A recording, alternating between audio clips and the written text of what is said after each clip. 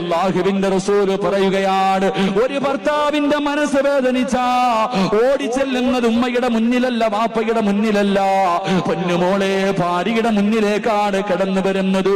മഹാനായ അഷ്റഫുൽ ഖൽഖായ തങ്ങളുണ്ടല്ലോ, അല്ലാഹുവിന്റെ പ്രവാചകൻ സല്ലല്ലാഹു അലൈഹി വസല്ലമ തങ്ങൾ അതാ 40ാമത്തെ വയസ്സില് അല്ലാഹുവിന്റെ പ്രവാചകൻ ഗുഹയ്ക്കകത്തിരിക്കുമ്പോ അല്ലാഹുവിന്റെ റസൂലിന്റെ മുന്നിലേക്ക് മുഖറബുൽ അംലാക്ക് മലക്ക്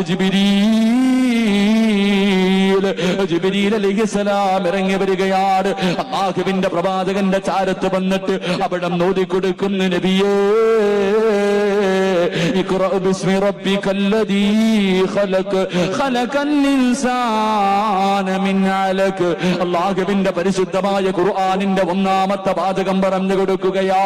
അല്ലാഹുവിന്റെ റസൂല് പേടിച്ചു വരണ്ടുകൊണ്ട് അവിടെ നിന്ന് പറയുന്നു, എനിക്കോതാനറിയില്ല.